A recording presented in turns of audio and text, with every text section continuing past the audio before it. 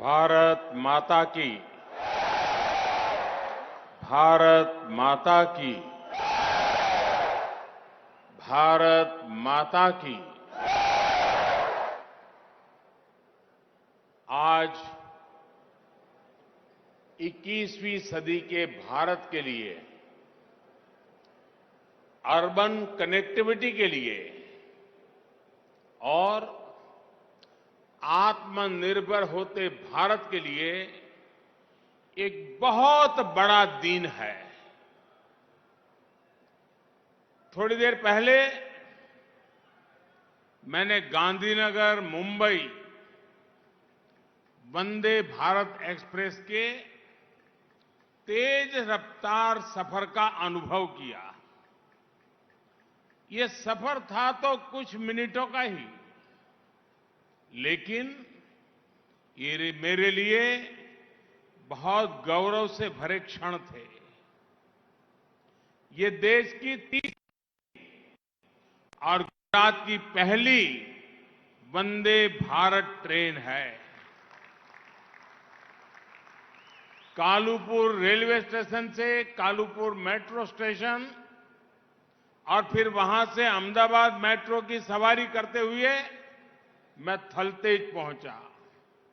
यानी कोई बाहर से वंदे भारत के जरिए आ रहा हो तो उसके बाद सीधे सीधे मेट्रो पर चढ़कर शहर में अपने घर जा सकता है या काम के लिए शहर के दूसरे हिस्से में जा सकता है। और गति इतनी तेज कि जो शेड्यूल कार्यक्रम बनाया था उससे 20 मिनट पहले मैं थलतेज पहुंच गया। मैं आज ट्रेन में सफर कर रहा था। डिपार्टमेंट के लोग कई खूबियां बताते रहते हैं, एडवर्टाइजमेंट भी करते रहते हैं, कितनी स्पीड है, क्या व्यवस्था है, सब। लेकिन एक और पहलू जो शायद डिपार्टमेंट की तरफ का ध्यान नहीं गया है, मुझे वो अच्छा लगा, मैं बताना चाहता हूं। ये जो वंदे भारत ट्रेन है, मैं कोई गणितज्ञ नहीं हूं, वैज्ञानिक नहीं हूं, लेकिन मोटा मोटा मैं अंदाज लगा सकता हूं कि हवाई जहाज में यात्रा करते समय अंदर जितनी आवाज आती है, वंदे भारत ट्रेन में वो आवाज शायद 100वें हिस्से की हो जाती है।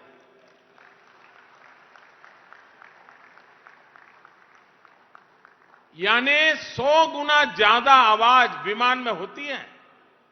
विमान में अगर बातचीत करनी है तो काफी दिक्कत रहती है। मैं वंदे भारत ट्रेन में देख रहा था, आराम से मैं लोगों से बातचीत कर रहा था क्योंकि कोई आवाज ही नहीं थी बाकी। इसका मतलब जो लोग हवाई जहाज के आदी हैं, उनको अगर ये आवाज के विषय में ज्ञान हो जाएगा, मैं पक्का मानता हूं वो हवाई जहाज नहीं, वंदे भारत ट्रेन पसंद करेंगे।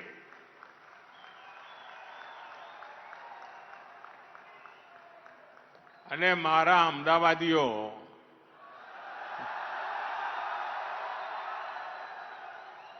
मारे आज अहमदाबाद ने 100 सलाम करवी छे।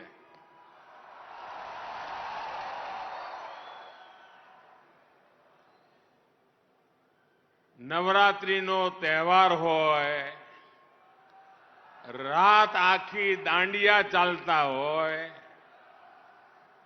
આપણું શહેર કે આપણું ગુજરાત ઊંઘતું જ ના હોય, એવા નવરાત્રીના દિવસોમાં આ ધૂમ ધકતી ગરમીની વચ્ચે આટલો મોટો વિરાટ જનસાગર मैं पहली बार જોયો છે ભાઈ। હું અહીંયા જ મોટો થયો, आवड़ो मोटो कार्यक्रम अमदावाद કરી બતાયો હોય એ મારો આ પહેલો અનુભવ છે.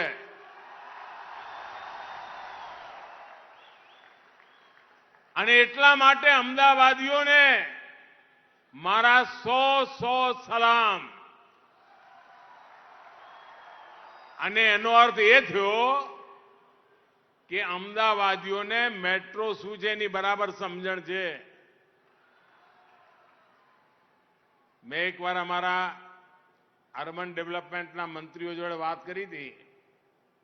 મેં કહ્યું ભાઈ તમે મેટ્રોમાં આખા દેશમાં કરવી જોઈએ, આપણી જવાબદારી છે, પણ તમને અમદાવાદીઓ સૌથી વધારે રિટર્ન આપશે. મને કે કેવી રીતે? મેં કહ્યું સાહેબ અમારા અમદાવાદી છે ને હિસાબ લગાવે કે ઓટો રિક્ષામાં જવું તો કેટલા પૈસા થાય, કેટલો ટાઈમ જાય, કેટલી ગરમી ખાવી પડે, અને મેટ્રોમાં જવું તો આટલો તરત એ મેટ્રોમાં આવી જાય. સૌથી વધારે આર્થિક રીતે લાભ કરે એ અમદાવાદનો પેસેન્જર કરે. એટલે તમારા અમદાવાદમાં એક જમાનામાં હું અમદાવાદનો ઓટો રિક્ષા વાલો કરીને ગીત ગાતા હતા. હવે મેટ્રો વાળો એમ કરીને ગીત ગાશે. मैं सचमुच में आज अहमदाबाद को जितनी बधाई दूं, जितनी सलाम करो उतनी कम है दोस्तों. आज अहमदाबाद ने मेरा दिल जीत लिया है.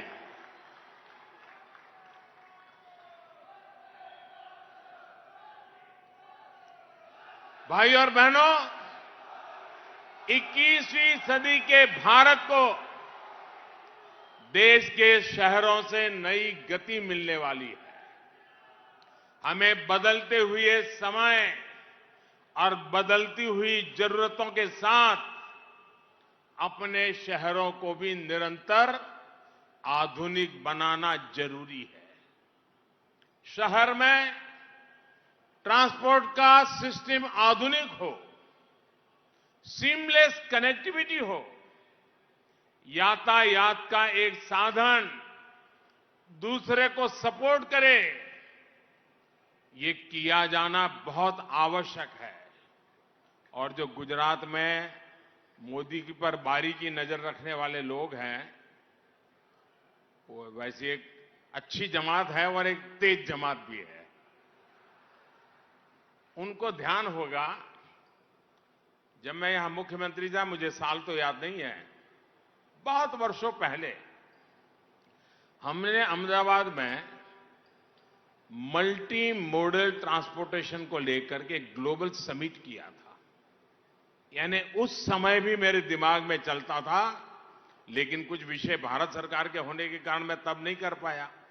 अब आपने मुझे वहां भेजा तो मैंने अब ये कर दिया.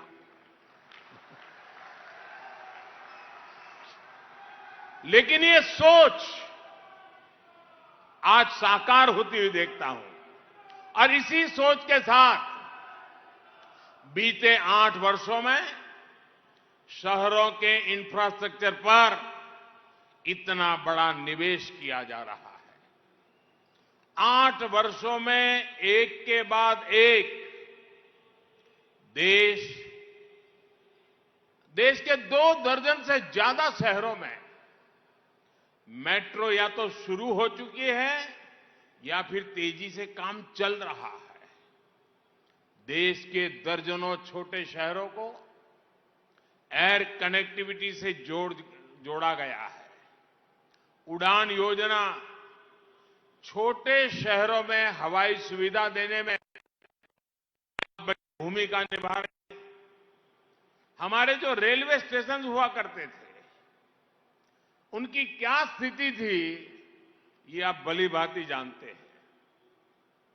आज गांधीनगर रेलवे स्टेशन दुनिया के किसी भी एयरपोर्ट से कम नहीं है.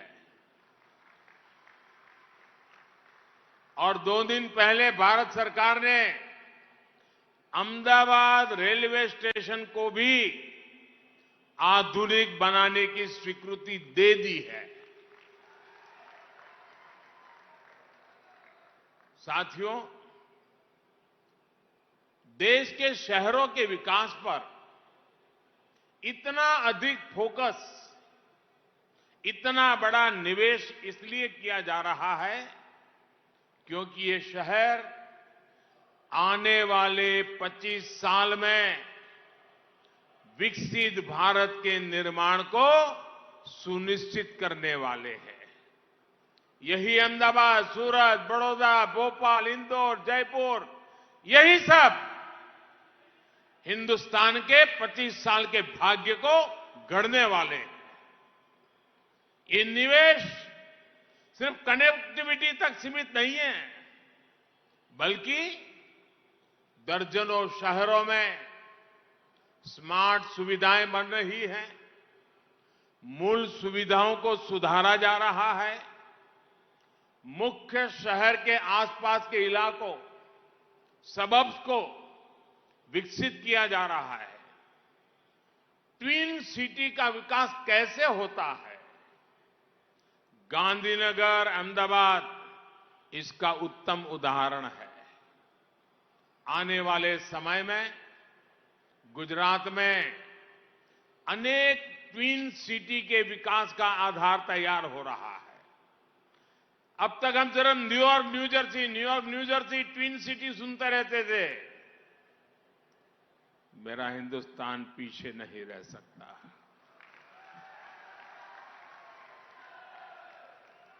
और आप अपनी आंखों के सामने देख सकते हैं अहमदाबाद, गांधीनगर का विकास, ट्विन सिटी का वो मॉडल। उसी प्रकार से हमारे नजदीक में आणंद, नडियाद, उधर भरूच, अंकलेश्वर, वलसाड़ और वापी, सूरत और नवसारी, वडोदरा, हालोल कालोल, मोरबी, वांकानेर और महसाणा, कड़ी, ऐसे बहुत सारे ट्विन सिटी गुजरात की पहचान को और सशक्त करने वाले हैं। पुराने शहरों में सुधार और उनके विस्तार पर फोकस के साथ साथ ऐसे नए शहरों का निर्माण भी किया जा रहा है जो ग्लोबल बिजनेस डिमांड के अनुसार तैयार हो रहे हैं। गिफ्ट सिटी भी इस प्रकार के प्लग एंड प्ले सुविधाओं वाले शहरों का बहुत उत्तम उदाहरण है। साथियों, मुझे याद है जब मैंने गिफ्ट सिटी की बात शायद 2005-6 में कही थी, और उस समय जो मेरा विजन था उसका एक वीडियो प्रेजेंटेशन किया था, तो बहुत लोगों को लगता था यार ये क्या बातें करते हैं, कुछ हमारे देश में हो सकता है ऐसा। मैंने उस समय लिखा हुआ पढ़ा भी है और सुना भी है। आज गिफ्ट सिटी आपकी आंखों के सामने खड़ा हो चुका है दोस्तों, और देखते ही देखते हजारों लोगों को रोजगार देने वाला केंद्र बन रहा है। साथियों, एक समय था जब अहमदाबाद में ट्रांसपोर्ट का मतलब क्या, આપણે ત્યાં અમદાવાદમાં ટ્રાન્સપોર્ટ એટલે લાલ બસ, લાલ દરવાજા, લાલ બસ અને હરીફરીને રિક્ષાવાળો। साथियों, जब मुझे गुजरात ने अपनी सेवा का अवसर दिया तो मेरा सौभाग्य रहा कि हम यहां बीआरटी कॉरिडोर पर काम कर पाए। ये भी देश में पहला था। मुझे तो बीआरटी बस की पहली यात्रा का साक्षी बनने का सौभाग्य भी मिला था। और मुझे याद है लोग विदेश से आते थे तो अपने परिवार को कहते थे कि इस बार जब गुजरात जाएंगे तो जरा बीआरटी में ट्रैवल करना है, बहुत पढ़ा है, बहुत सुना है। साथियों, तब भी कोशिश यही थी कि सामान्य नागरिक, सामान्य जन, उनकी सुविधा कैसे बढ़े, उनके लिए सीमलेस कनेक्टिविटी का लाभ कैसे मिले। और लोकतंत्र और शासन का यह काम होता है कि सामान्य नागरिक की आवश्यकताओं के अनुसार और देश को नई ऊंचाइयों पर ले जाने के संकल्प के साथ विकास की यात्रा को इन दो पटरी पर चलाना होता है। आज उसी सपने को भव्य रूप से हम सच होते देख रहे हैं। मैं इस अवसर पर हृदय से आप सभी लोगों को बहुत बहुत बधाई देता हूं। साथियों, आज अहमदाबाद मेट्रो के लगभग 32 किलोमीटर सेक्शन पर यात्रा शुरू हुई है। और ये आपको सुनकर के आश्चर्य होगा, भारत में मेट्रो की शुरुआत हुई तब से अब तक में ये पहली बार ऐसा रिकॉर्ड बना है कि एक ही साथ 32 किलोमीटर करीब करीब उसकी यात्रा का लोकार्पण हुआ है। इसकी और एक विशेषता रही है, रेलवे लाइन के ऊपर से मेट्रो ट्रैक के निर्माण की मुश्किल चुनौतियों के बावजूद ये काम तेजी से पूरा हुआ है। इससे मेट्रो के लिए अतिरिक्त जमीन की जरूरत भी नहीं पड़ी। आज मेट्रो के पहले फेज का लोकार्पण हुआ है, वहीं फेज 2 में गांधीनगर को कनेक्ट किया जा रहा है। भाइयों और बहनों, अहमदाबाद और मुंबई के बीच शुरू हुई वंदे भारत ट्रेन से देश के 2 बड़े शहरों के बीच सफर को आरामदायक भी बनाएंगी और दूरी को भी कम करेगी। सामान्य एक्सप्रेस ट्रेन अहमदाबाद से मुंबई पहुंचने में करीब करीब 7, साढ़े 7, 8, साढ़े 8 घंटे लगा देती है। कभी कभी उससे भी ज्यादा समय लगता है। शताब्दी ट्रेन भी कभी 6, साढ़े 6, 7, साढ़े 7 घंटे तक समय ले लेती है। लेकिन वंदे भारत ट्रेन अब ज्यादा से ज्यादा 5.5 घंटे में ही अहमदाबाद से मुंबई पहुंचा देगी। धीरे धीरे इसमें और सुधार होने वाला है। और आज जब मैं वंदे भारत ट्रेन को बनाने वाले चेन्नई में बन रही थी, उसके बनाने वाले सारे इंजीनियर, वायरमैन, फिटर, इलेक्ट्रिशियन, इन सबसे मिला और मैंने उनको पूछा, बोले साहब आप हमें काम दीजिए, हम इससे भी अच्छा बनाएंगे, इससे भी तेज बनाएंगे और जल्दी से बनाएंगे। मेरे देश के इंजीनियर्स, टेक्नीशियंस, इनका ये आत्मविश्वास, उनका ये भरोसा मुझे इस बात पर विश्वास से कहने के लिए प्रेरित करता है कि देश इससे भी तेज गति से बढ़ने वाला है। यही नहीं, बाकी ट्रेनों की तुलना में इसमें ज्यादा यात्री सफर कर पाएंगे। मैं एक बार काशी से स्टेशन पे पूछ रहा था, मैंने कहा भाई वंदे भारत ट्रेन का क्या एक्सपीरियंस है? बोले सबसे ज्यादा टिकट वंदे भारत की जा रही है। मैंने कहा वो तो कैसे संभव है? बोले साहब गरीब लोग इसमें जाना पसंद करते हैं, मजदूर लोग जाना पसंद करते हैं। मैंने कहा क्यों? बोले साहब उनकी 2 लॉजिक है। एक, लगेज काफी अंदर जगह है ले जाने के लिए, और दूसरा, इतना जल्दी पहुंच जाते हैं कि जाकर के काम करते हैं तो उतने घंटे टिकट का जो पैसा है वो भी निकल जाता है। ये वंदे भारत की ताकत है। साथियों, आज इस अवसर पर मैं आप लोगों को यह भी बताना चाहता हूं कि डबल इंजन की सरकार का लाभ कैसे अहमदाबाद प्रोजेक्ट को मिला। जब बोटाद रेल लाइन का ओवरहेड स्पेस मेट्रो प्रोजेक्ट के लिए इस्तेमाल करने की बात आई तो केंद्र सरकार ने तुरंत इसकी मंजूरी दे दी। इससे वासना ओल्ड हाईकोर्ट रूट की मेट्रो का काम तुरंत ही शुरू होना संभव हो सका। अहमदाबाद मेट्रो पर जब मेट्रो पर काम करना हमने शुरू किया तो रूट ऐसा प्लान किया गया जिससे गरीब से गरीब को भी लाभ हो। ये ध्यान रखा गया कि जहां पब्लिक ट्रांसपोर्ट की सबसे ज्यादा जरूरत है, जहां सांकरी सड़कें पार करने में बहुत ज्यादा समय लगता हो, वहां से मेट्रो गुजरे। अहमदाबाद मल्टी मॉडल कनेक्टिविटी का हब बने, इसका पूरा ध्यान रखा गया।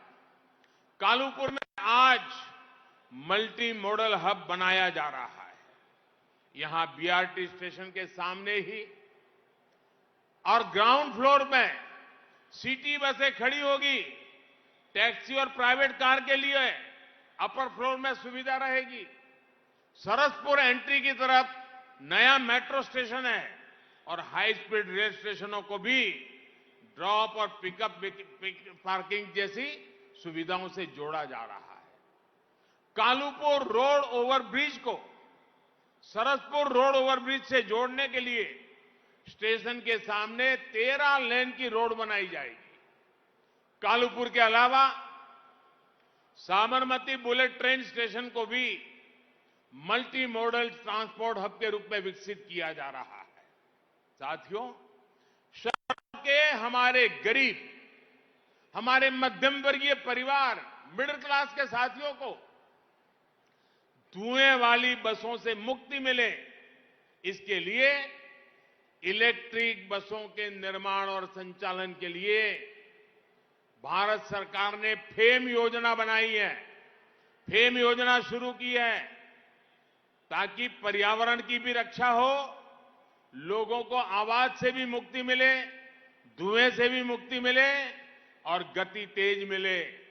इस योजना के तहत अभी तक देश में 7,000 से अधिक इलेक्ट्रिक बसों को स्वीकृति दी जा चुकी है। इन बसों पर केंद्र सरकार लगभग 3,500 करोड़ रुपए खर्च कर रही है। गुजरात के लिए भी अभी तक 850 इलेक्ट्रिक बसें स्वीकृत हो चुकी हैं, जिनमें से अनेक बसें आज यहां सड़कों पर उतर भी चुकी है। भाइयों और बहनों, लंबे समय तक हमारे यहां शहरों को जाम से मुक्त करने, हमारी ट्रेनों की गति बढ़ाने के लिए गंभीर प्रयास नहीं हुए। लेकिन आज का भारत स्पीड को, गति को जरूरी मानता है, तेज विकास की गारंटी मानता है। गति को लेकर ये आग्रह आज गति शक्ति नेशनल मास्टर प्लान में भी दिखता है, नेशनल लॉजिस्टिक पॉलिसी में भी दिखता है और हमारे रेलवे की गति को बढ़ाने के अभियान में भी स्पष्ट होता है। आज देश का रेल नेटवर्क आज made in India Vande Bharat train को चलाने के लिए तेजी से तैयार हो रहा है। 180 किलोमीटर प्रति घंटा तक की रफ्तार पकड़ने वाली ये ट्रेनें भारतीय रेलवे की दशा भी बदलेंगे, दिशा भी बदलेंगे, ये मेरा पूरा विश्वास है। अगले साल अगस्त महीने तक 75 वंदे भारत एक्सप्रेस ट्रेनें चलाने के लक्ष्य को हम तेजी से काम कर रहे हैं।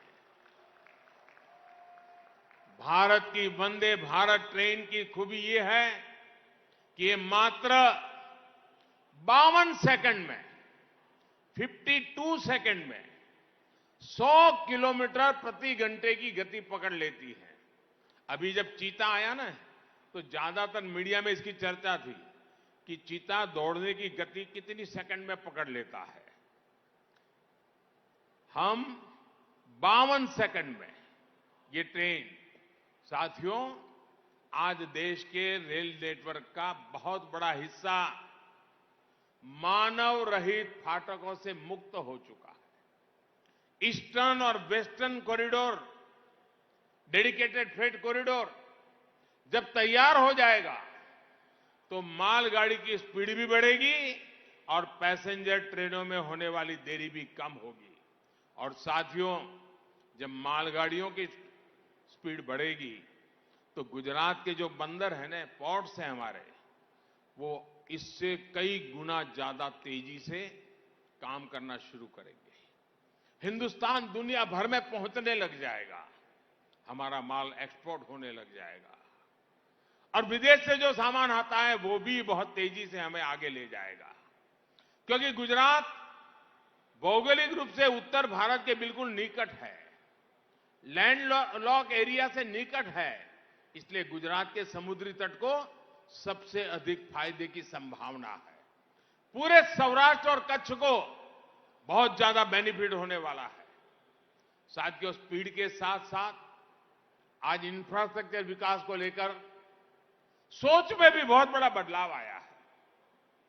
पिछले 8 वर्षों में हमने इंफ्रास्ट्रक्चर को जन आकांक्षा से जोड़ा है। एक समय वो भी था जब इंफ्रास्ट्रक्चर को लेकर घोषणाएं सिर्फ चुनावी नफे नुकसान को ध्यान में रखकर की होती थी। टैक्स पेयर की कमाई का उपयोग राजनीतिक स्वार्थों के लिए ही किया जाता था।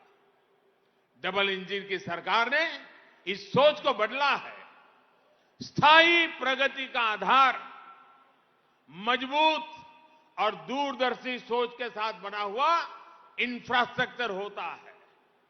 आज इस सोच के साथ भारत काम कर रहा है। भारत दुनिया में अपनी जगह बना रहा है। साथियों, आजादी के अमृत काल में विकसित भारत के निर्माण के लिए आधुनिक इंफ्रास्ट्रक्चर के निर्माण को हमें और गति देनी होगी। गुजरात में डबल इंजन सरकार इसके लिए गंभीरता से प्रयास भी कर रही है।